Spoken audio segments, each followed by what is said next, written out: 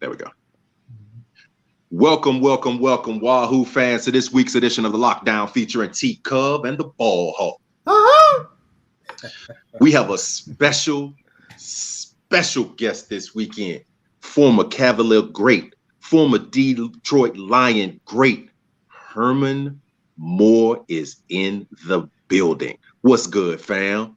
Hey, what's good? You know what? Y'all got y'all shouts coming on. Hey, 2 up, 2 down, brother. Yeah. Love it. Ooh, fans, y'all don't even. Hey, when we here in Michigan, I let them know. That's what we do. That is, yeah. Fans, y'all in for a special one tonight. So get your popcorn ready. It's about to go down. What's up, BallHawk? Hey man, I'm ready, man. Like before we went on air, I let Herm know I was supporting one of his companies, so it's everything golden over here. He know what I'm talking about. So, Oh, no doubt. I'm gonna have to get some of that beard. I'm gonna have to get some of that beard, some of your beard stuff too, Herm. Real rap. Oh yeah. You know what? I always do that. I don't do the hair thing because Cub, you know what? We doing it right. That is aerodynamic, baby. Hey, all the brothers out there, they can't rock it like this, but when you rock it and you can rock it right. It works. That is. So hey, Hawk. So I know you got it going. So you a golden man. I'm telling you. Yeah. Hey, you got it. You the poster child. I'm getting ready to lock it down with you. Okay, that's what I'm talking about. Because I got the face wash, the moisturizer, the scrub, all of it, man. Oh yeah, bro. I need to go all in. I'm gonna have to get me the package for sure. For sure. I'm trying to keep it looking young, Herm. Yeah, it's good, man. We get a little bit of that coming in, and it's right here one day, and the next day it's gray over here, and then it's dark here and black. Cause you know how we move it around. Yes, sir. I ain't gonna even fake it. Yes, one day it might be like this, one day it might look like Hawk, man. It's all just one color. But I just do it. Hey, I call this my mood beard. You know what I'm saying? This is my mood goatee. If I'm feeling weird, if I'm feeling like I want to be wise, I put a little gray in it. When I feel like I'm ready to just, get ready to just go out there and kick it with my Timbs, kick it with my nice gear, I might darken it up a little bit, put on my right. Call it, take it back about a decade. But then when I need to be out there and I'm out there talking to the business guys, I get a little bit more gray. I put on the suit and the shirt, whatever. Boom. That's flexibility, brother. Flexibility right there. I like that. Indeed. So, fam, let's take it back, bro. We're going to take it all the way back to Danville, Virginia, George Washington High School. Bruh, so you were a better track athlete and basketball player than football player, right or wrong? Yeah, I would say that. Because it came more natural. I didn't have to work at it. I really took some of the skill set that I had, and it just instantly paid off. Whereas the other ones, man, you have to work at it. It didn't happen overnight. It had to grow. You got to get bigger. You got to get stronger. This one was just basically coming out using nothing but athleticism, and immediately it paid dividends. So yeah, I would say that one was probably felt most natural at the time once I started to really get out there, and that's the one I got all the scholarships for. Yeah, no doubt, bro. Because trust me, the first time I saw you hooping Slaughter, I was like, damn, bruh. I was like, I love basketball. He different. I was like, he different. Oh yeah. So I got a common theme here, Herm. So don't take this disrespect, because a lot of basketball players claim they could hoop, but I know that you could hoop though. So I'm not even gonna do that to you. Because Terry thought he was slick. Terry Kirby just shot the ball a lot, You get shout out to T. Curry. He know I got to get him every time I can. But high jumping, too, was like one of your things, too, as well. Like, what was you high jumping in high school? High school, I think I was 7'1", 7'2" in high school. When I came out, I started out, man, I was having a tough time clearing 6 feet because I didn't have the technique down. I didn't have it. And then once I figured out the flop and I understood how to really approach the bar, all of a sudden it went to 6'8", 6'10". Now I started passing until 6'8", 6'10". So I might go into a competition in high school and only jump one time because everybody else is out. So I would typically wait till the field was out. Then I come out and jump, call it a day. Hey, Cub already know how I was, man. It's not that I look to cut corners, but I go, listen, man, I survey the land. I size up the competition. Then I go, I'm efficient. Yeah. How does it feel to jump that high backwards? Yeah. dude, I look at it. I'm looking at door seals when I go in. And I go, damn, man, I used to sit here and run and throw my body over this height. And when you look at where 7 feet is, if anyone wants to take a look at it, and I'm not saying this like as anything like whatever, right? But you go put 7 feet, 7'2", whatever, 7'3", and you stand and put a pole up there and say, now run and throw your entire body backwards over that. Could I do it now? Nah. Not even close. I don't even know if I can clear 5'10". But I'll tell you what, it's like it was humbling because you get an appreciation. Because I'll tell you this real quick story, right? So I went out to NCAAs in college at UVA, and a guy by the name of Alvin Harper, he was there from Tennessee, who ultimately become a receiver, first round pick, went to the Cowboys. He and I were like the 15th and 16th spots jumping. Dude, we came in our best at that time. I think his was 7 feet, 7'1". I was at 7'2", 7'3". Man, these cats were passing until 7'5". So now I got to see what it felt like when people were passing. Hey, so Alvin and I, man, when they were passing, they were coming up to the people like, oh yeah, we passed into 7'3", 7'5", 7'6". I'm like, damn. We had one guy, he was only like 5'8", 5'9". I'm not kidding. Man, he jumped like 7'7". But Alvin and I, we just went in. I said, man, you want to take 15th place or 16th place? And we just went up and hit the bar off and scratched, because it was like I wasn't even coming out of my sweats. I was like, I have no chance. I mean, these dudes passing. So I knew the intimidation, man. So I felt bad. I want to apologize to those when I passed. And I didn't even come out of my sweats when I would jump in high school. I just show up and be like, man, I'm just jumping my sweats. Dang. Wow. You know what I mean? Yo, that's crazy. Did you ever do the scissor leg technique? I see, like, I know Wilt kind of would jump with it, like he would face it and jump with his chest, but I see some kids, I coach track now, they try to scissor and get over because they can't jump back. Yeah. I think I got up to 6'8", 6'9" on the scissor. Wow. That's phenomenal, man. Wow. You know what's good about that one, though? That one helps with your knee lift, and it keeps your body in a plane that allows you to get the elevation before you have to arch over.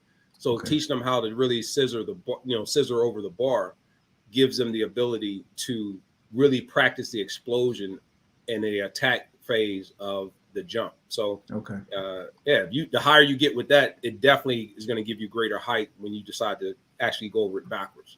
Okay. Nice. Wow.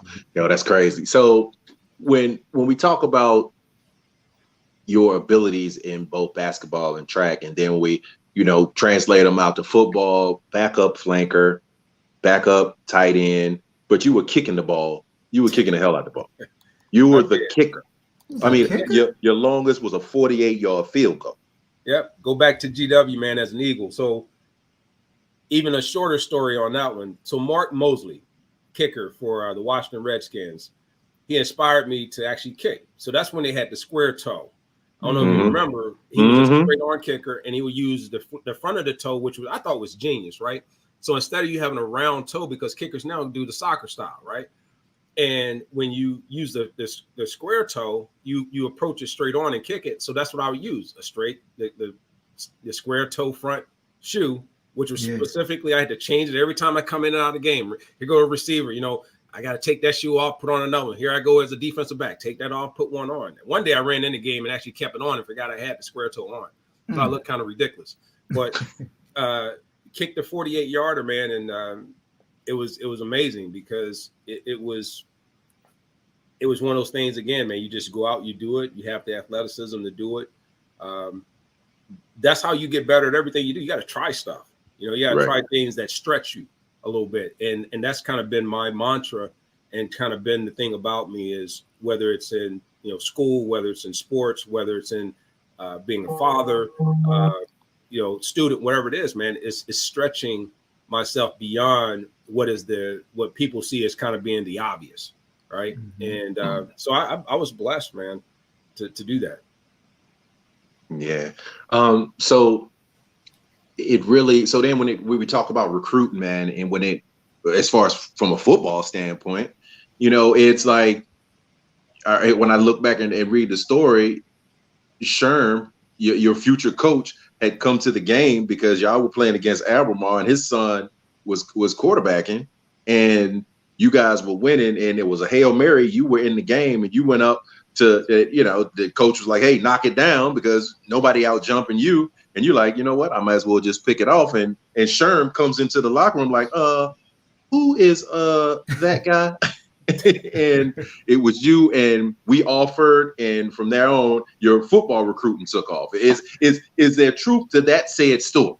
Hey, you know what? I'm gonna make sure if I ever write a book, or if I need someone to give that initial piece, man, storytelling is your thing, brother. It's that's I can't without having to regurgitate all that. That is exactly what happened. The only other part was in there was the game we need to secure the win. And they asked me to go in on this help. They knew I was a high jumper, knew that I played basketball, had some, what they call ups, and told me to go in. And he was like, hey, just go in and knock it down. And I don't know what persuaded me to just come out of nowhere. And I just soared through there, grabbed it, and got the interception.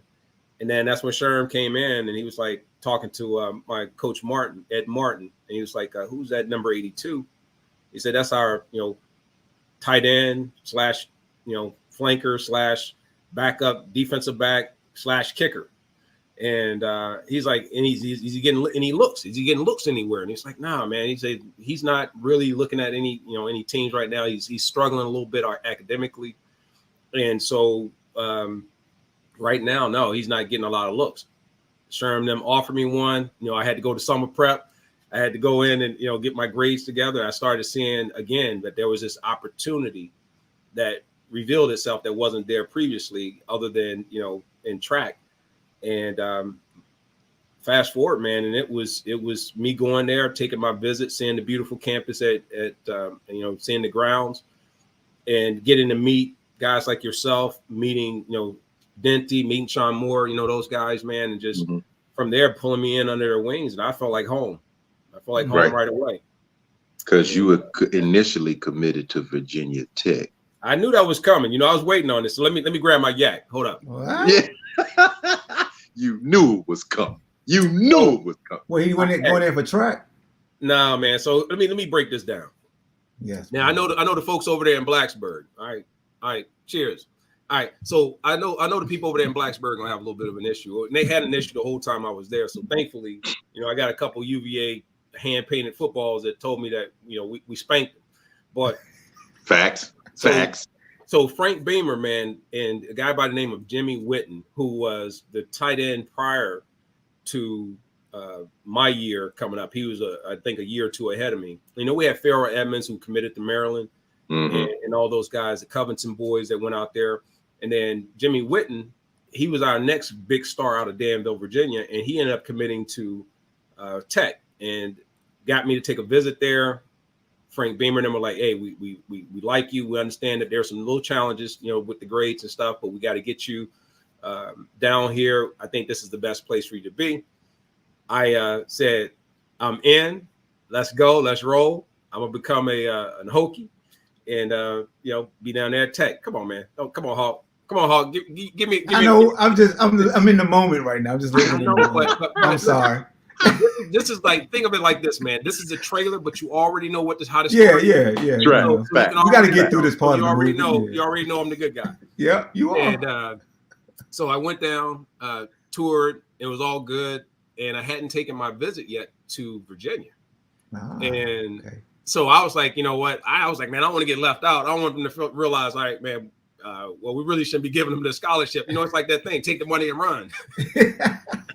So I was like, cool. I didn't really get any other big offers. And then I started getting offers everywhere. UNC, Duke, Wake Forest, the whole ACC, Pitt. Once it gets out there that people giving you offers and people started to figure out who you are and that maybe there's opportunity. But then when I visited UVA, it was done. We went out. I met the guys. I met my dogs. Yeah. And, They brought me in, man, and just showed me really what the love was like in that environment with the players. And I'm telling you, everybody know how we roll. It was a tight group of guys. And from there, man, I went back, called up Coach Beamer. It's like, hey, I don't think this is going to work. And I think I'm going to do something else. And, man, they was all on me. No, man, you already committed. It's almost like gangster. Like, You can't be changing your mind. You don't get to say no, you know.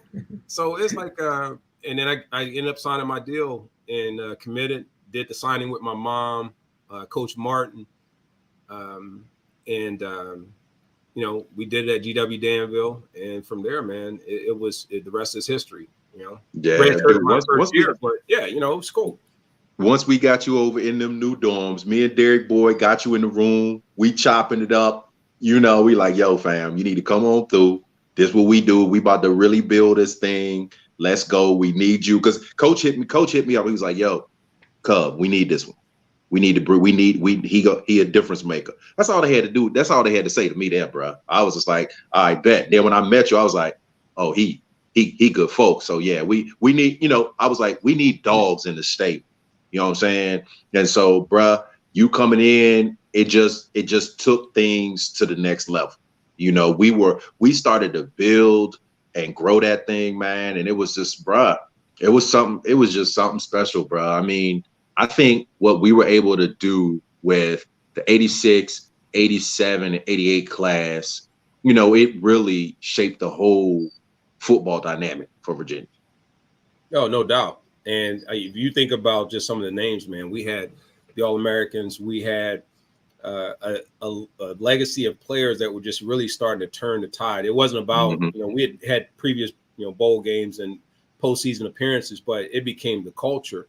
Right. And the barometer, man, of how we really gauge the success. And what I loved is just the upperclassmen that were there. Not only did they come at us the right way, meaning they showed us number of love, but it was no breaks, right? It was nothing, you know, if you didn't earn it, you weren't given anything. Like, I look at how you guys used to beat me down at practice. I mean, you know, you already had your tools. You've been there working. And it even though you guys were just shutting me down, but you kept encouraging me to keep getting up and get back at it. And with that, it made the games easier. But at the same time, we had that off-field relationship. And all we may roll in different circles, people don't realize it's different in the NFL. Whereas you go home and you're in your own house and all that, you going back to either a dorm or eating facility, you got practice. And the brotherhood that was there, man, it outlasts everything. It wasn't about just the moment in time we had at the school and on grounds, man. It as you can see now, it's like not a day gets lost, you know. So it's cool. I mean, it's interesting, Herman. You know, it's like I come out of the locker rooms each week, and I'm usually sweating before I go to the booth, and I see Hawk and I see AD Carla Williams, and Carla asked me like toward the end of the season. She said, "So let me ask you a question." She said, "Were you kind of an outlier the way you are, or were there more guys on the team?" I was like, "No, we had a team full of guys like me." You know, because we challenged each other, we held each other accountable, we were passionate about the program, and we loved each other, and we played for each other. And I think that difference right there, you can't teach that part. You know, we challenge each other so hard in practice, you know, that folks would ask me, you know, reporters would be like, well, who's the best receiver you play against? I was like, I go against Herman Moore every day in practice. So yeah, the game is easy for me. You know, and it was that level of how we challenge each other, with the level of accountability that we had, because we wanted to win, you know, and we knew what it took. We had a guy like John Gamble who pushed the hell out of us, you know, that whatever it takes mantra, we was willing to put in the work, you know, and we knew we had something special, and we just kept building on it, man. And it was just, when I think back to those days, when I look at now, I hate it for these kids, because we had that stadium was rocking every week, bro. Every week. Right. Every week. And it was full, man. Sure. The stadium, you know, you got to make the stadium be part of that intimidation. You know, you look at Death Valley, you look at, you know, they coming down hills and they rubbing rocks and doing all this stuff. Like, look, man, when you come in here, you forget all that. That rock ain't coming here. That ain't gonna save you. Yeah. And I like the fact that we were up against so much, you know, 0-23 against Clemson and ... and so on and so forth. And after a while, you get tired of hearing that you can't find talent inside the state or within some of the neighboring states. And you got to go to all these other places. And we always feel like, okay, someone's handing us somebody that weren't able to get into the SEC or get into the the Pac or something like that, but or the Big Ten. But what we realized is that we brought some. When I tell people we had some dogs, hey, I'm telling you, man, it just changed how we rolled. And when you went out there, it was no intimidation. It was like, dude, you ain't intimidate me because I'm already playing with my soldiers. This is y'all. Right. This is right. You get that. Stop mean mugging me. Get that off your face. You've already get handed. Hey, Herm. So first practice, going against this guy. First one-on-one. I know he pressed. How was it? Shut me down. I mean, see, Cub was lockup. Cub was lockup, man, because I wasn't used to one. Cub's got some size to him, so it wasn't like, and he was intimidating because it wasn't so much. It was the vocal side of it. It's just that you knew he knew his craft, and you knew that he studied, and that he would beat you with your own weaknesses and your technique, and it became very subliminal. And what I started to do is I actually looked at how the defensive players were playing me and how they were working on, shutting certain things down. And I worked on those weaknesses. I would actually talk to them in practice. And then even to Cub's credit and the other guys I was going against, in particular Cub, because he and I were mostly locked up most of the time. He would say, hey, Herm, you know what? When you do this, you're tipping this, right? You're tipping your route this way. Or, hey, when I come up in here and you see me in this kind of stance, whether it's on the ball of his feet or whether he's back on his heels, is these certain little indicators that become tools for me. And all the way from that, working with him and working against him like that, I started to develop it and became, that's why it was like this domination in college. It was like, dude, 23 yards of catch and all that. No, it was, practice was the hardest part of it. And then I actually carried that over. I know Cub went down to Tampa and saw him a few times there. And then also when I went and played, man, it was easy when I got to the NFL a little bit because I went against another guy every single day that was just, and they weren't taking plays off. I don't know what it was about college, man, but it wasn't players they don't take plays off like you see in the pros. I hate to say it like that, but sometimes guys get a little, complacent about things. But in college, man, it's the love of the game. It's the love of the competition, the brotherhood, like I said before. And you want everybody to get better. It ain't about the contracts like you get in the NFL. Who's going to get highest paid? It ain't like like your scholarship better than my scholarship. What kind of scholarship? Yo, you giving him more Pell Grant money than you giving me? Yeah, that was the argument back then. What's your Pell Grant? How you get that Pell Grant? Right. How'd you get that? How'd you get that extra $50? I need to go use that over there at Treetops. Come on, man. Yeah, no doubt. Yeah, no doubt. No doubt. So then the first year, Herman, that 88 season, you come in. 24 receptions, 4 touchdowns, average 19.4 yards a catch. What was your feeling like that your first touch in that ACC, that first season? What was your feeling? It was humbling because, a lot of people may not understand my journey, my story. Each time I've hit each levels, and I tell this to people, man, when I talk to them, I say every level has new rules. And everything you do, everything changes. Even if you are back up to becoming a starter, there are different rules. There's different expectations. There's different ways in which you have to do things in order to be successful. And when Tim Finkelstein got hurt against Penn State, and they put me in, I remember catching my first pass or one of those passes over the middle, and it became so effortless. And I realized, like, man, I'm here. Right, we in the building, and I just remember how everything went silent and went slower, but I was expected by my team to deliver. You know what I mean? And if I wasn't, they were going to be my support out there to make sure that I wasn't a weakling and all those things. So, man, it was impressive. I loved it. I love the fact that we played on the big stage. I love the fact that we had the support of the student body out in the stands, and it just felt different, man. And from there, I've never been able to. Once you get that first moment, you can't replicate it. You can only add to it, and from there, man, it's just been a blessing that I would never change. And it's been a long journey, some good, some bad, but at the same time, at the end, there's been a great story that's been developed, and some great love that's been acquired with people. No doubt, dude. I mean, it's so I want to say one thing to our listeners. I may have been the shit talker on defense, but Herman Moore was the shit talker on offense all day, for real. But when you have a UVA career where you average 22 yards per catch, when you over a 3-year career you have 27 touchdowns, you have 114 receptions, bruh. You can talk that shit, bruh. Please, for the fans though, bruh. One of my most favorite moments when we were playing Carolina, and you went up and caught the rock over these dudes, and you said, "I'm a large pizza.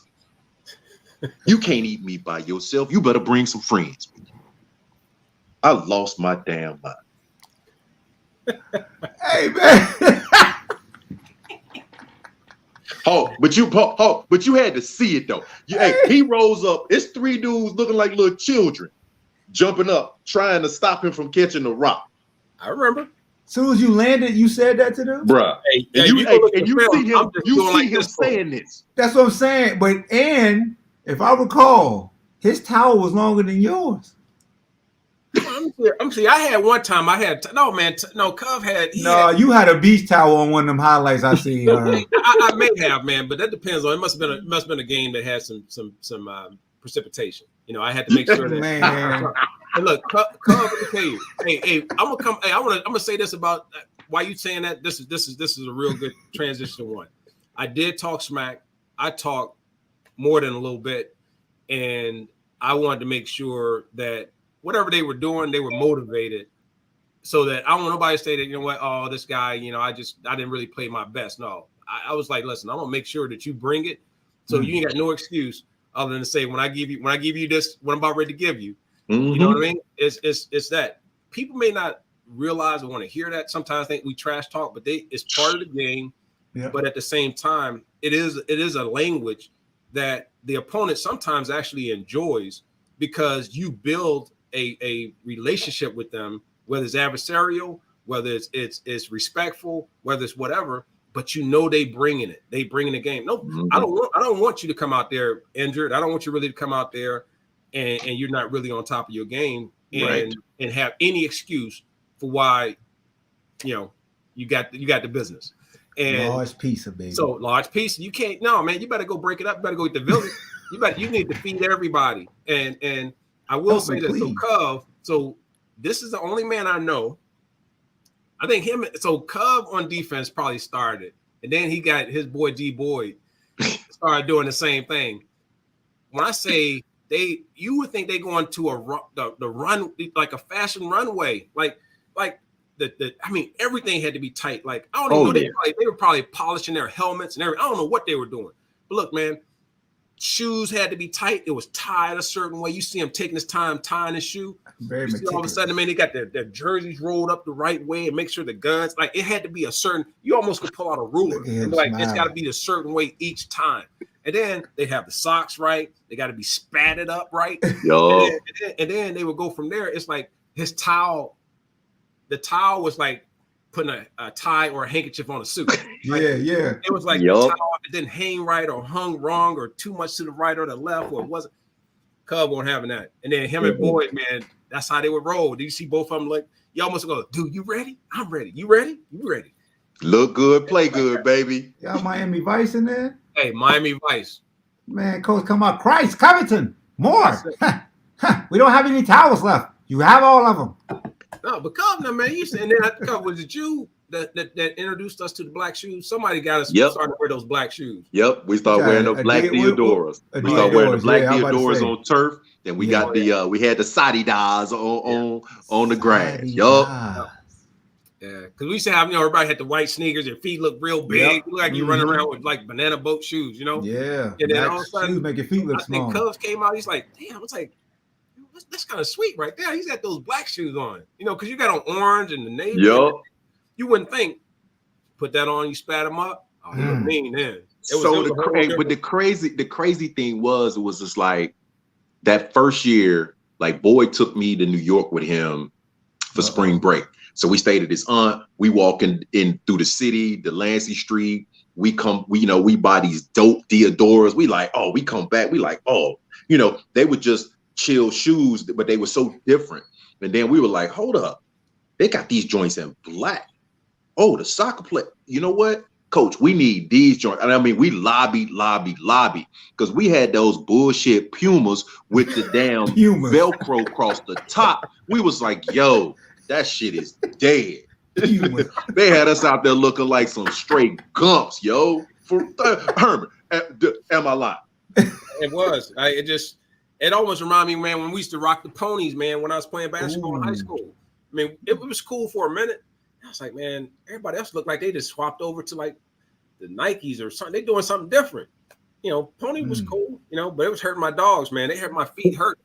But yeah, I think I had Apex shoes at one point.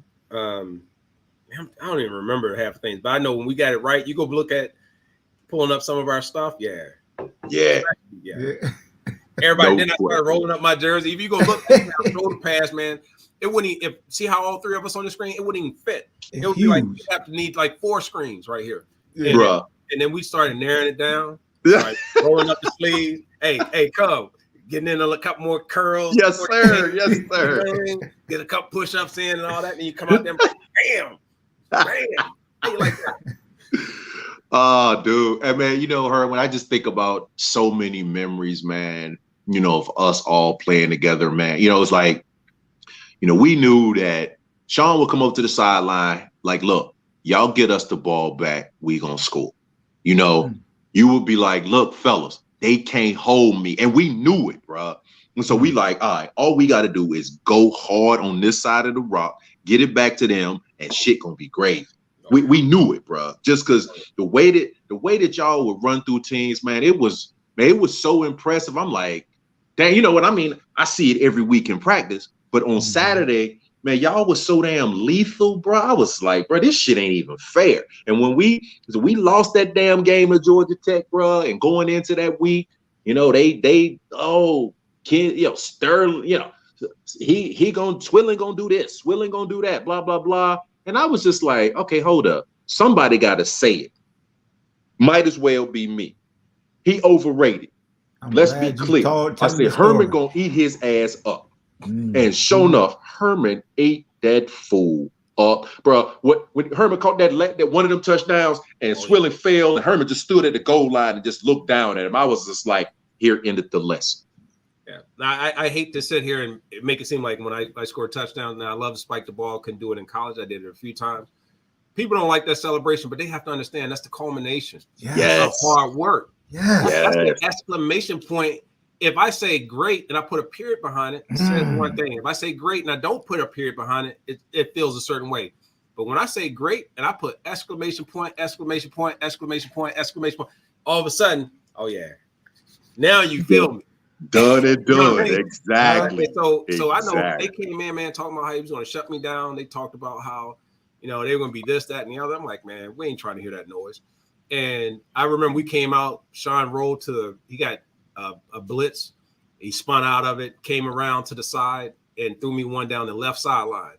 And I remember when I got up, I said, it's going to be like that all day. Like that all day. And then I remember after that, oh yeah, we went out and was just killing. And if you think about that one game that you look back, Cub, I'm telling you, even and I really truly believe this, because they went on to become co-champs that year after beating us, that it is no way, I don't think we would not have been national champions, because after that, it's like every bad thing. It was like, you ever seen what's it called? Deep Impact. You guys seen that? Every time they thought they had the asteroid figured out, and it just some guys got worse. It's like, man, it's like right now it's a tsunami. Now it's meteors, crashing all over the earth. Now you set the bomb off and it didn't split it into two, and now it's raining down all kinds. I was like, damn. I was like, before that even came out, man, that's what it felt like because Sean got hurt. We had some other players get hurt. We started to have a series of losses. But I'm telling you, that team and what we had going into it, and because I think we were so disappointed that we did that to ourselves. Georgia Tech, man, all to each their own, man, to their whatever. But we that was self-inflicted.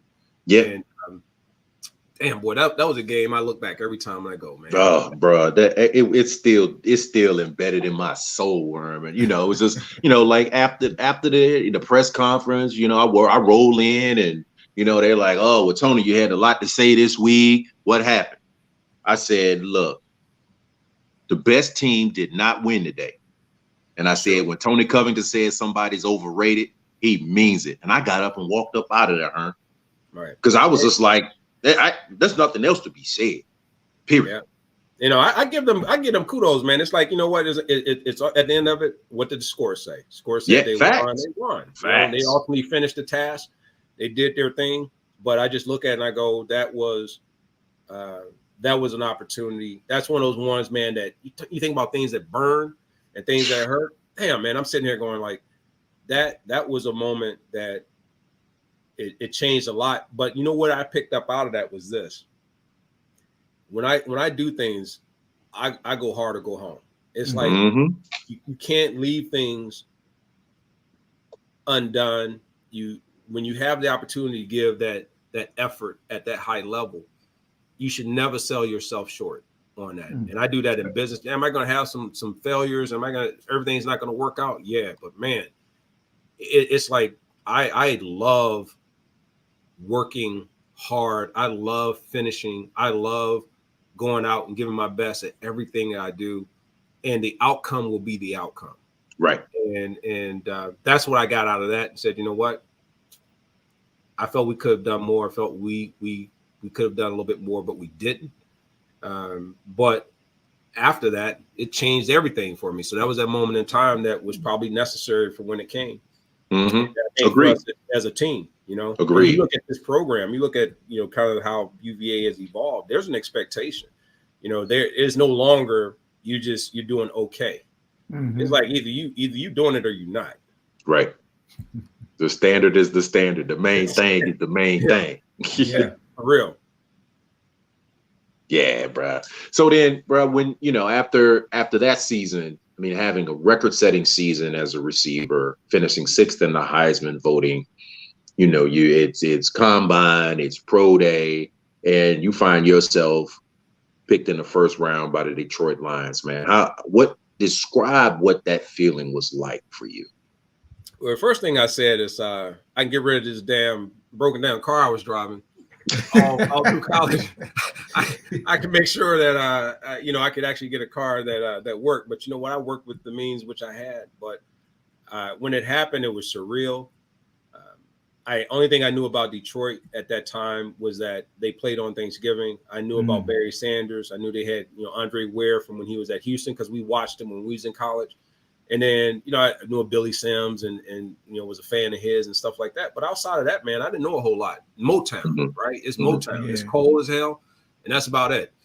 But what I ended up finding out, man, it wasn't that much different when I arrived in Detroit. That it was blue collar, man. It was hard work. It was people who were passionate, just like our fans were, and just like our university was, about protecting its you know, what UVA stands for as an academic institution, but also what we had started to build across athletics, not just football. And the passion was still there. So I fit right in to it, but I knew I had to level up again, which means you're going to take you're going to have some setback, but you're going to have to bring in that I told you about the Georgia Tech thing. You know what? No matter what happens, just go out there and give it your all every day. So it was life-changing, man. I started upgrading, you know, I started going to different burger joints, man. I went to rallies instead of going to McDonald's and stuff like that. Started getting me $6, you know, I was giving me $6, was those shakes that they had. I would go down, I'm like, man, give me one of each one. And it cost me like $30, you know, $30-$40. I was like, man, I'm big balling. Yeah, you flossing out there. And so it was that kind of stuff, man. Went out and finally bought me something that wasn't, like my Nike, like if I buy a certain shirt or I buy a certain pair of shoes, spending $100 on a pair of shoes, man, was like, dude, I mean, I got to be careful. I don't want to end up in the street. Yeah. Right. But you realize your life has changed, and you know that, man. It's a blessing, but you got to make it a blessing, and you got to appreciate it. You got to respect that too, because if you don't respect when you level up, what comes with that, the values, the challenges, and all those things, man, it'll eat you alive. Yeah. And it could set you back further than what you would have been without it. No doubt. And also, with being that first round pick, the level of what's expected of you. I mean, the pressure that comes with that too. Hey, we drafted you in the first round. We need you to come in here and take us to the playoffs immediately. You need to fix everything. You're the one thing that's going to fix everything. Yeah. You gonna take talk them about out the the pressure box of from that, Barry. and then that first year, and how it didn't go so well that first year. Yeah, I wish they would have redshirted me like they did in college. It could have saved me a lot of name calling and people trying to run run me up out of town. What I was already saying. They would have ran me up out of town. But it was humbling, and at the same time, you realize it was no soft spot to land back on. It was sink or swim, right? These are grown men who have families that have bills to pay and need your job. And they don't care that you first round. In fact, they're your teammate, but it's not like college. They need you to fail to elevate. Because if I succeed, I'm taking opportunity away from them, right? And if I succeed, somebody's going to lose a job, which means their livelihood and their goals and aspirations. And so it changes, and you still have to come in under a team mentality and concept. And a lot of people don't realize how difficult it is to balance that. And this is real interesting too, man. I came in just young, naive, early 20s, and I'm thinking, we're gonna get along like the get along game. And what you realize, what? No, only time we have to get along is when they blow the whistle for the first quarter until they call the game at the end. Yeah. Otherwise, it's you got a job to do, and you got to survive every day to keep it. And they make decisions not based on liking you, not liking you. You can be a hell of a person, but what do you mean to that bottom line? And also, are you giving me a return on my investment? Right. And stuff like that. So it's kind of a different arena. But if you use it right, instead of letting it use you, it could be something that gives you legacy and it lasts a long time. But you got to respect it. I already said that. You got to respect each level, and you got to respect the rules that come with each one. How was it, when you got there? Because when you got to UVA, you got to work with Cub, and Cub giving you ins and outs on things to work on. Was it a mentor that was there your first year that was helping you learn, find your way, or was it business like, hey man, you're gonna sink on your own because I'm trying to play? We were teammates, and the guys, man, I know they in their heart, they were not bad people, and they wanted to do, have me be successful. Mm-hmm. But at the same, you already can see the guys over there who want you to fail. Right. Mm-hmm. It is. Let's be real. Like some of them obviously right here in front of them right now. I'm not the same young, naive person now that would probably sit back and just be like, I'm going to bite my tongue. I'm going to do whatever. But I can tell you right now, I remember the expressions. I remember the words, because sometimes that can be most damaging. And they motivated me because they didn't think I deserved to be a first round. Right. To my face.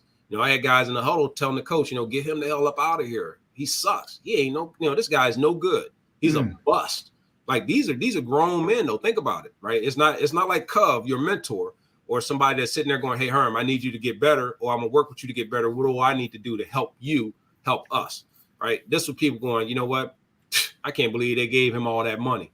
And at that time, come on, man, it was 3 years, 3 years, 1.2 million. I ain't saying right. It won't even really no money. Right. But today, I mean, the guy that's the last person on the roster may not take that. I don't know. Mm-hmm. Right. But it was a challenge because I was all alone. I'm away from home.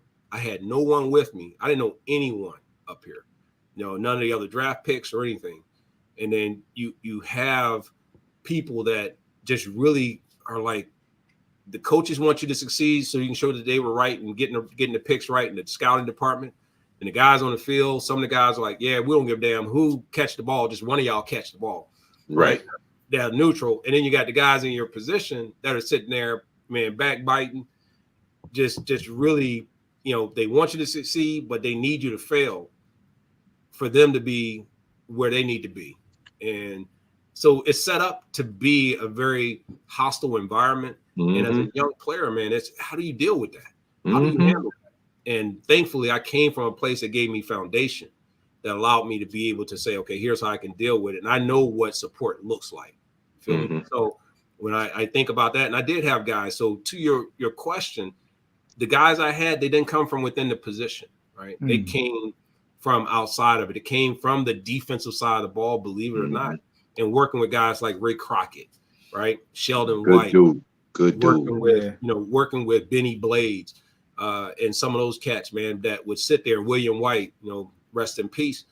These are guys, man, that brought me in and they challenged me every single day. And they were hard on me. I mean, it was like 4 Cubs. You know what I mean? But at the same time, I still wouldn't do it any different. I just wouldn't. Yeah, and it's crazy, Herm, because it's like you were the 10th pick in that draft. I was the 93rd pick in that draft, and it was still the same shit.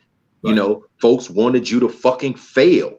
You know what I mean? And it's just like, to me, I just wasn't used to that shit because of where we came from, and we were so tight. We were such a close unit, and so. But what it did was, to your earlier point, because we had the foundation of that.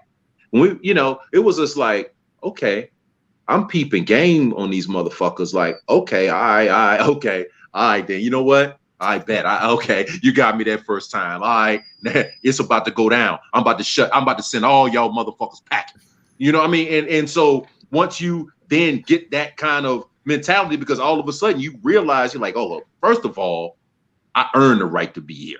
Right. All right. So the fact that they drafted me tells me that y'all motherfuckers bums. So, all right, I'm coming in here taking jobs. I'm taking jobs. Plain and simple. And it was just like, hold up. Motherfucker, y'all, you really trying to sabotage me? Oh, okay. Hey, so then you know where my mentor of trash talking came from. Confirmed. That guy. I remember we used to have to do our scouting, man, and they asked me, they was like, so they would ask me about Cub, and they was like, so I know, teammate in Virginia, down in Virginia and stuff like that. So I had to sit there, and I forgot who they had at practice. That was you always get somebody that's got to be that player. Yeah. And I was like, yes, I'm gonna tell you, smart. Yes, he's gonna bait you, and I'm gonna tell you, just don't let Cub bait you, because he gonna bait you into doing something stupid. so watch out for that. But man, it was great. And here's an interesting piece, man. I'll tell you, I would have never. You realize? Let me tell you, Cub. Check this out, and Hawk. Check this out. So I ended up playing, ultimately, I had Jermaine Crowell was on our team. Yeah. And Matt Blunden, UVA. Ray Roberts, UVA. Yeah. Greg Jeffries, UVA. Wow. Chris Harrison, UVA. And these are guys that that I played with that all ultimately ended up there. And the reason why they hated me in Detroit, man, hey, my boy Jay Ford, if you with us, man, you listening, you doing whatever, I'm telling you, man, hey, all love. But they hated me because of that second round pick that they had with John Ford. Yeah. Because they said it didn't work out, man. They said that we didn't pick up another UVA wide receiver, and then I came out there and I was dropping balls. They was like, oh God, I know they didn't do this again. So that's what they compared me to the whole first year. That's the second round pick that happened with John. So I didn't realize that he was their second round pick. Oh, wow. I forgotten all about that. I forgot about that. Yeah. So he was the guy that they picked, 2 years before me. And of course I got there. He wasn't there.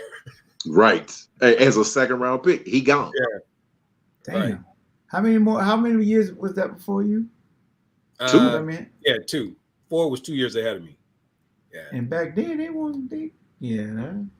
He had all the records before then. And Yeah, And then I he had started all the workout damn records. I know that.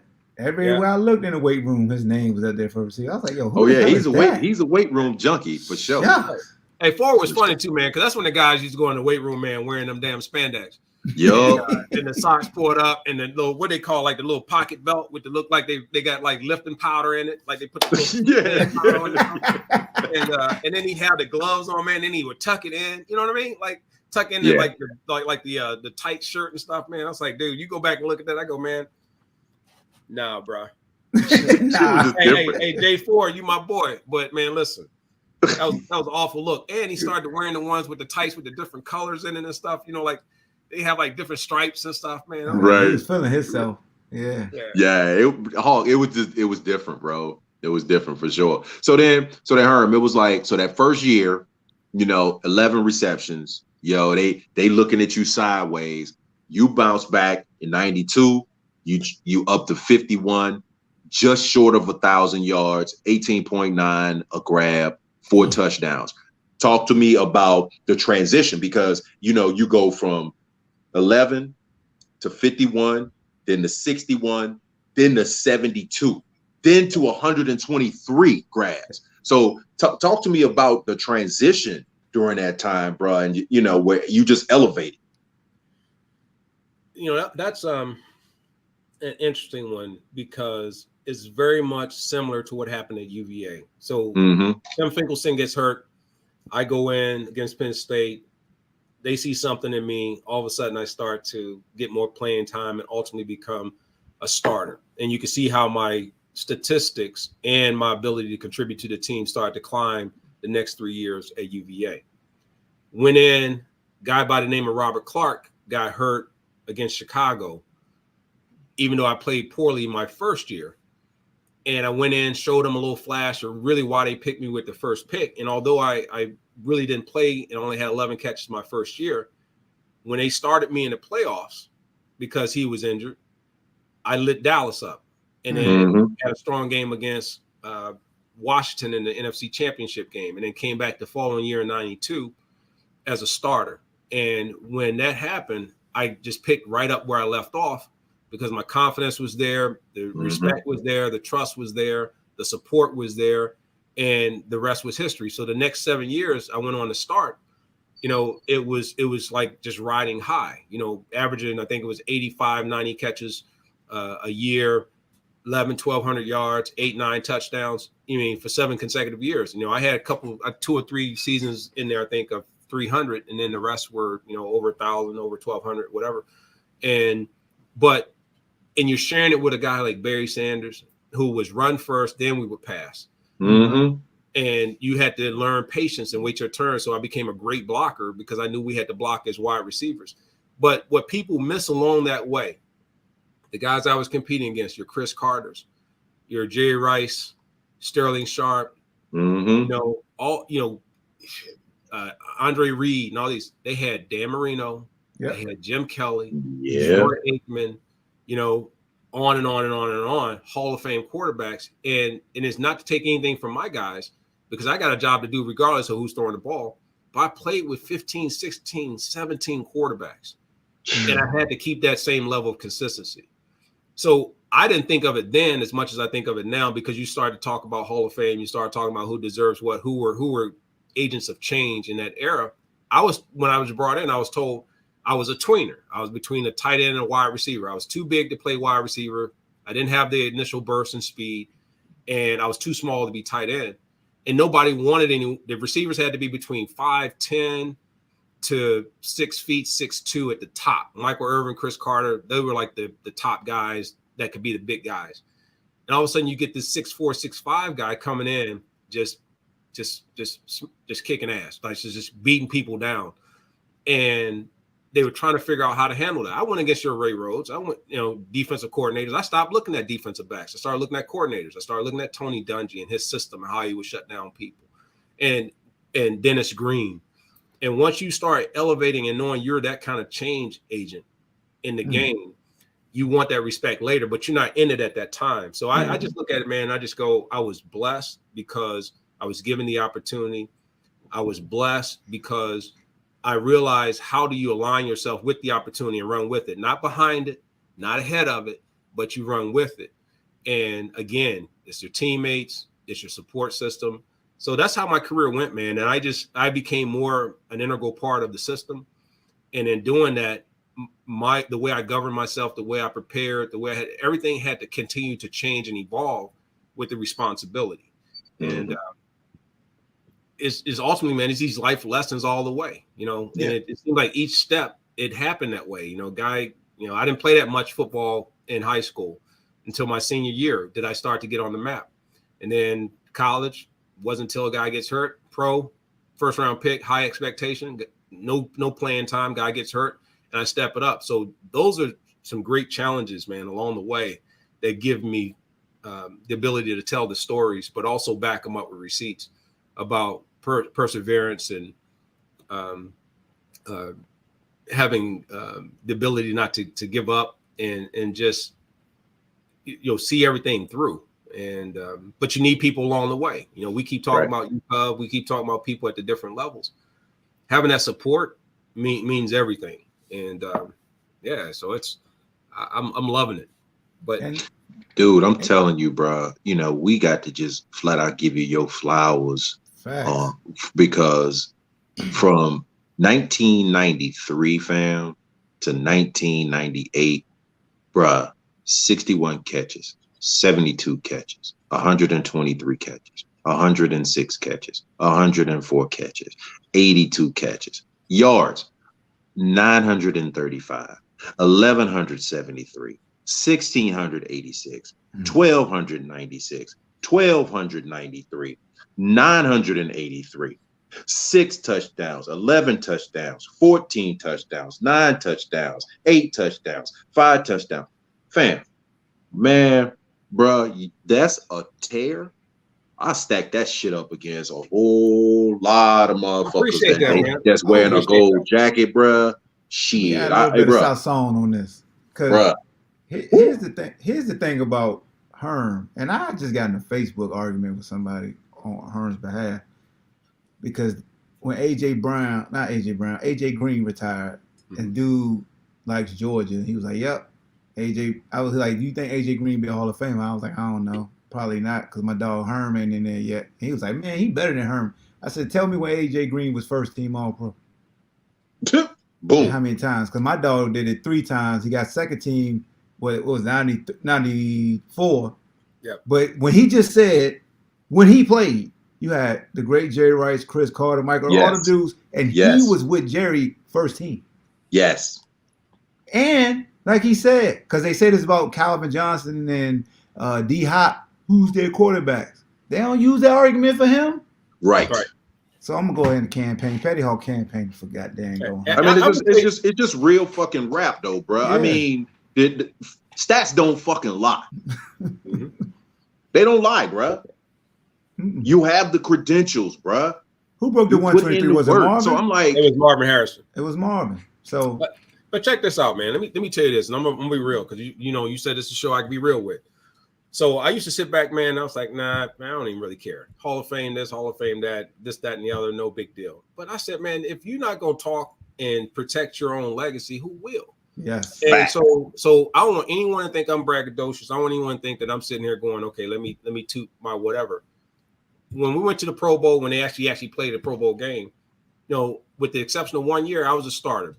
So I was starting across. So if it's 4 receivers that are there, and typically the guys in the bunch was Chris Carter, Jerry Rice, Michael Irvin, myself.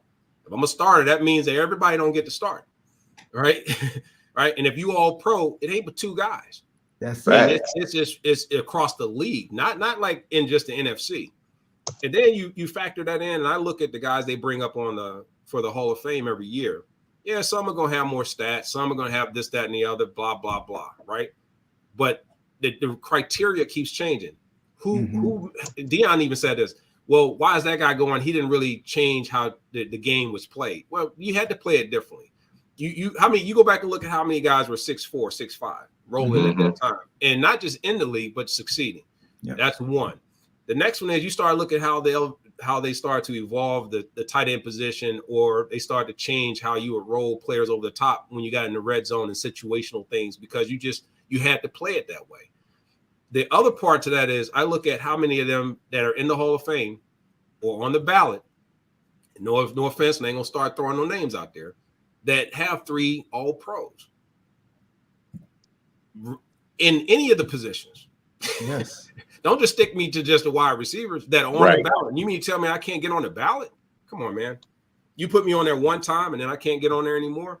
Yeah, I feel some type of way, but it doesn't change what I've done. What I love about history and the things that we do like that, you can go get all the magic wands and go into the Adobe shops and you can change your look, you can change your color, your clothes, you can make yourself thinner, you can make yourself with more of this and more of that. You can't erase the history. Nope. The history is written. Yeah. And you can try and ignore it. And I don't care if it's some people here, some people around the league, people within certain parts of the league. It is what it is. It's a business to it. And I may not have that swag or that whatever that's needed to be out there, making noise all the time to get that. But I'm like, man, dude, I'm not gonna sit here. My kids need to know their dad went out and played. He did his thing. He did what he's supposed to do. And if they think I'm gonna just sit here and go quietly and wait for them to tell it, I'm done with that. So if you want to think that I'm tooting my horn, man, I probably am. But you should, though. You should. You know what I mean? I mean, it ain't like, so, bro, as I sit here and I look at the numbers, you never had that big time quarterback tossing you the rock, but your numbers stand out exponentially. You also have a Hall of Fame running back who, because y'all will run first. Let's be clear. Right. Hey, look, we played against y'all twice a year. I hated seeing that number 20 in that damn backfield. I'm like, God damn, it's going to be alone. And so when I look at when they talk about guys like John Stallworth, Harold Carmichael, Bob Hayes, Lynn Swan, they in there, your numbers are better. Yep. So what are we talking about? Right. I'm not going to have some of the numbers that they have, but I'm going to do like this, because if you let them forget, they forget, bro. Bam. You feel me? That's what I'm saying. A record-breaking season. Bruh. So I print these up on my own, man, because you know what? Ask me how many times a team here printed it up and offered that as something as a hey, check out this record that this player did. Right. Right. 123 how many of those in the league, bro. How many of those are you going to sell and celebrate, or how many of those are you going to share to the people that's supposed to have it? And that's the fans, man. That's their history. That's what they came to cheer. Yeah, it's an individual piece that's beyond the team, but it's one of those, like, I'm going to be doing so much stuff this year, man. I was thinking about it. I was going through, I'm a collector, man. Everybody know my mom. She's like a hoarder, right? She goes and she gets everything, right? From high school to college to professional.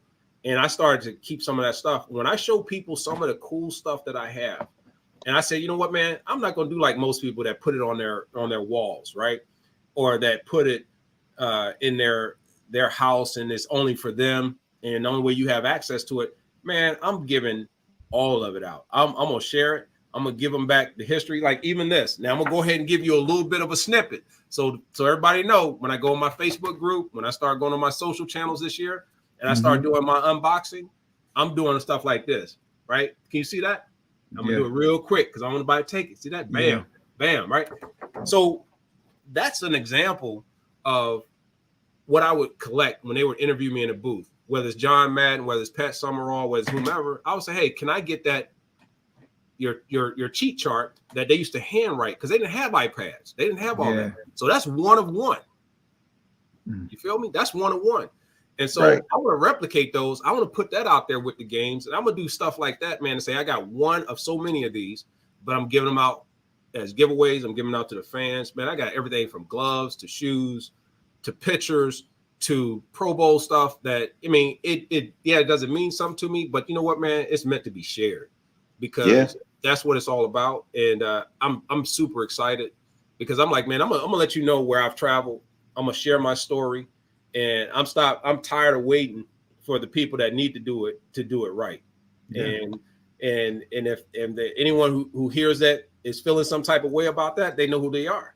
It's like, Yeah. you know what? It's one of those things. I'm not asking you to celebrate. I'm saying celebrate those like me, celebrate teams, celebrate your ambassadors of your brand that go out there and do it right every day. They bring it not on the field, but off the field. They bring it in life. They do all, man, and then they just want to just be like, okay, who we can make our dollar with today? Mm-hmm. Right. And if we can make our money with those are the ones we're gonna put forward. But you don't celebrate and you don't acknowledge the ones that laid the bricks. And so I'm asking the fans, I'm asking the people to say roll with me. And you ain't gotta abandon the other ones and all that stuff. But you know what? Let's show each other some love. Yeah, no question, Herm. You know, man, it's just like, bro, I look at, you know, your career games played, you know, at 146. Dude, like the production that you had in 146 NFL games, bro, it ain't too many dudes that can compare to that. For real. I mean, bro, I just, as I'm, you know, I'm a stat dude. So I start looking at stuff and Hawk be like, I know Cug gonna have them damn stats. But I break down, bro, and I start looking at receivers, everybody, Jerry Rice the greatest, but Jerry had a 300 and some odd games played. Right. You know what I'm saying? You know, C. Carter, my dude, all he do was catch touchdowns, but he had 234 games played. You know, right. And so when we start going down the list, like a guy like Lance Allworth, he had 136 catches. All right. But he didn't have the level of production that you had. You know what I'm saying? So Lance Swan only had 116 games played. He didn't have near the production that you had. But so he played, and I think it's a byproduct of him playing in Pittsburgh, them winning championships, and you playing in Detroit. All right. Here's a stat for you. And I because I used to sit there, man. I started like, man, am I buying into this, or let me go do my own research? I got to be my own person. I got to go validate this for myself. Yeah. Because I want to make sure if someone wants to debate me, that I can come to the table and we can debate. Played 12 years in the NFL, so I want you to hear this, and this is what's crazy. Played 12 years. I started 7 years, just the years I started. As you look at my stats, that's my productive years as a starter. Mm-hmm. As a starter. So you go, okay, well, what happened and what led you to not being a starter? So I got injured. Now, anybody knows the rule in sports. Yep. So if you're a starter and you get hurt, when you come back, you get your position back. Right? Mm-hmm. Position back. So let's use a guy like Barry Sanders. Barry Sanders goes down, he gets hurt. When he comes back, does he have to fight for his position, or do you give him back his starting position when he's healthy? That's his. Right? Well, ask yourself this for all the fans out there who think that I had a decline because I got hurt. I got hurt against Seattle, second or third game in the season. I think in 99 or whatever it was. And I never got my starting position back. I was the only player that year that got hurt that did not get his starting position given back to him. I was told we got to give other guys an opportunity to play. See, you're not going to read that in the paper. You're not going to see that on the headlines. And so when I came back, I was never given my starting. That was the last time I was given my starting position as a number one receiver back. So what did I get in the next?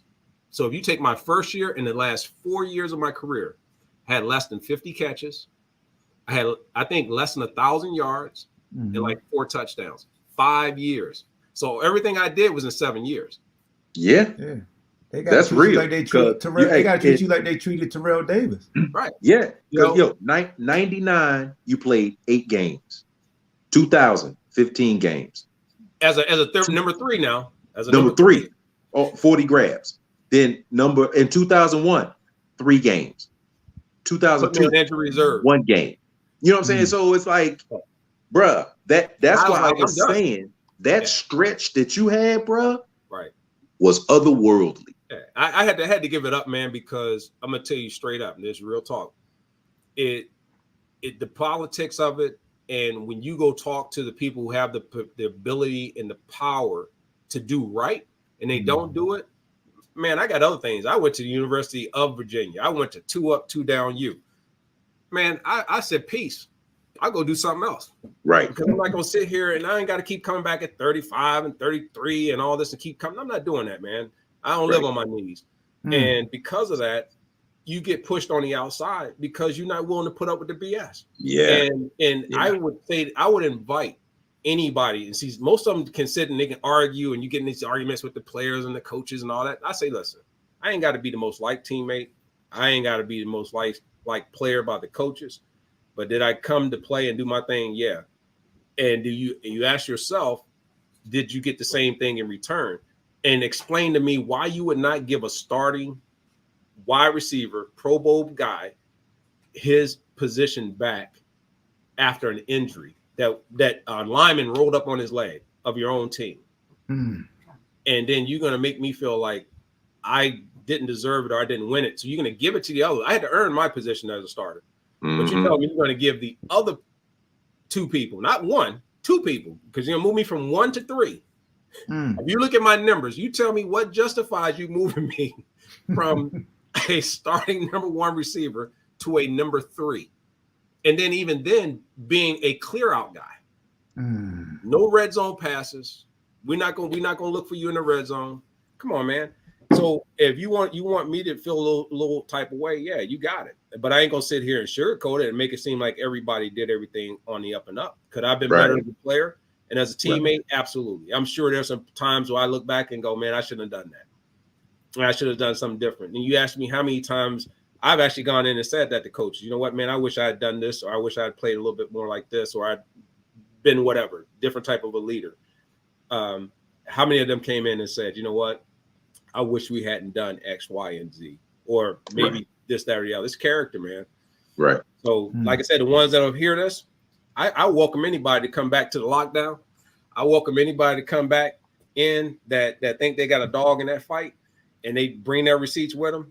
I'd love to have that conversation all day. That's my dog. Yes, all day. And I'm gonna let my receipts talk for me. And yeah. I got it both in writing, and I got it in on paper. Indeed. And if you know me, know what I'm talking about. Don't play with me. Yes, sir. Don't yes, play sir. He played the lottery. So yes, sir. I'm playing nice in the sandbox. There you go. It's all good. Well, look, I look at it like, look, you were inducted to the Virginia Sports Hall of Fame, the Michigan Sports Hall of Fame. We just waiting for them folks in Canton to get their shit right to make that happen, bro. Because I believe your production has warranted it, and we just gonna wait patiently, fam. We're gonna wait patiently. Hey, it's all good. You know how we roll. Hey, you seen how we roll back in the '90s? Because like I said, I'm bringing back the '90s. If I go get my own gold suit, forget a gold jacket. I'm gonna get my whole gold suit. You know, I had one of them joints back in the day, straight gold out for real. Hey, I'll go get whatever that swatch color, because your boy be rolling with Adobe Illustrator, I'd be Photoshop, Light, Box, you name it. I do them all, right? I ain't no one trick pony, but I'll tell you what, I will go out here and I got seamstress, I got people who know fabric and apparel. Man, I will build me my own Hall of Fame outfit. No doubt. Give it to myself, because I ain't gonna wait for nobody to give me nothing. That's it. So Herm, tell the fans, bro, how they can find you, man, and because you're into a lot these days, bro. You got a lot of things working, bro. How do the fans find you, man, that they want to support some of the products, some of the things, bro? Give us a quick on some of the things that you're doing now, man, and how they can find you and support you. Well, one, keep coming back here to the lockdown. They keep coming here. I'll make sure I'm sharing with y'all what I'm doing. Y'all can let them know. That's one. If they don't do that, then they're gonna be missing out anyway. The other part is at my social channels, man. They can get at me at HMan84 on Twitter. You can find me on IG. You can find me on LinkedIn. If you have business and you want to talk more business on that platform, share with you all the stuff I'm doing from chemical manufacturing, like you see with the personal care products. But we have some major brands that we actually do their manufacturing for. As part of one of my other partnerships with a company like Manscaped and Native and stuff like that. But we also, as I said, build our own custom line of gear and household goods, what we call soft goods. and we build technology and all kind of other gamification type products. So it's it's a fun place, man. It's a fun space that we're in right now. But yeah, get at me at those. I'll continue to share what I'm doing. And I ask everyone to support my Tackle Life Foundation. Mm-hmm. You can see what we do at tacklelife.org. And it's all about building the next wave of entrepreneurs. I want to give people back their freedom. I know the marketplace out here and the workplace right here has some demands, but I want to make sure that we do our part. And we do a lot of that through our foundation for free. We start businesses for people. We get them basically business ready. And we launched them with some of our retail partners. So it's for us, philanthropic components of our business is number one. When you go to Team 84 LLC, you'll see that's the number one tab, not the home button. It says giving back. So that's what we're about as a business and me as a person. Outstanding. And before we let you get up out of here, fam, we normally end our segment with something called Shut the Hell Up, I'm Underdog. And what that is something that gets under your skin, but you're like, you know what? Fuck it. I'm going to be all right. I'm going to get over it. Holla at us. Well, I'm going to say this because I know everybody out there understand.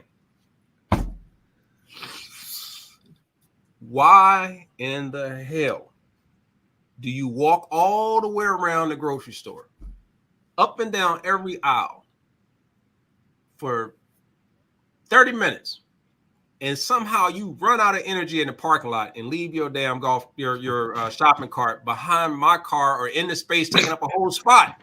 And how do you leave it in a space that's beside the space where you put the cart away?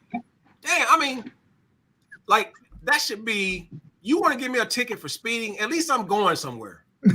But this person, you mean to tell me you so lazy, you can walk, you just like, man, I'm just so tired that I got to leave this cart 2 feet from putting it away. Come on, man. Shut the hell up. Outstanding. Hey, my boy has a saying, people who do that got bad credit. Yeah. they got a lot of bad everything. No question. Come on. Hey, all I know is this. They're not a finisher. Yeah, they're not a finisher. Hey, put that anywhere you want. Fam. Hey, hold on, man. We can't let them wait. Christ. You got to tell us about the headbutt you had with George, though. Hey, man. The mental headbutt or the physical one? I mean, Coach Welsh, man. You actually headbutt George?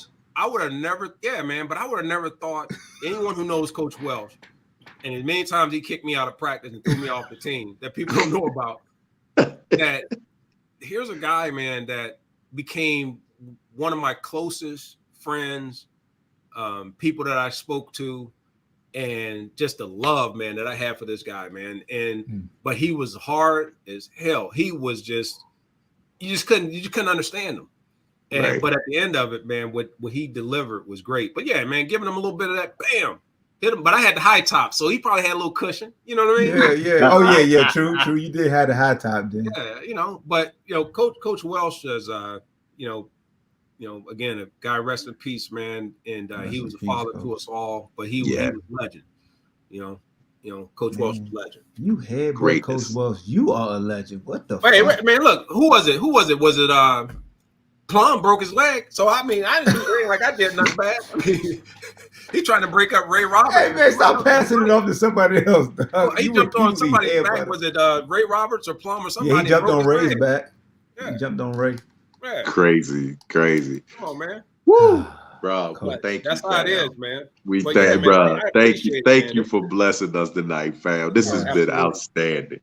Hey, yeah, this is what's up, man. And I appreciate you guys doing this thing, man, because you keep the fire burning in a world where, man, people, we need it. We love the connection and the brotherhood. And anytime, man, have me back. And love the platform, love what you're doing here with the lockdown. And it's all good, man.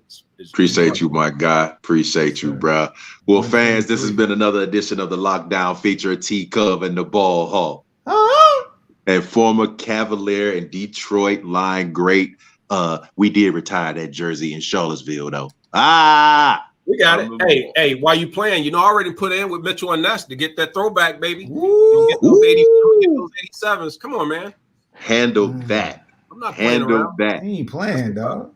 Dude, bro, that's what we do. That's what we do. Stop playing with me. Stop playing with him. Hey, I'll leave you with this. Hey, the most boss thing I said to a guy that walked up to me on the line of scrimmage, Cub, it wasn't you, but it was somebody that thought they were you, and I had to shut them down and make them understand this. I said, I hope you got your bills paid. I hope your mortgage is paid. I hope if you got child support, because you know how I roll. Whatever you got, I hope it's paid because you've already lose the job. I don't know who gave you this assignment for covering me. It's over.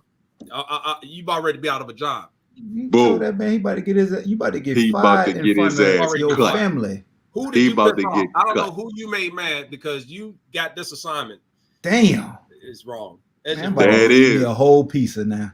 That is Wahoo Nation. You heard it here. Look, he's still talking. Look at him. That's right. It's your fault, Cub made me a lyrical genius.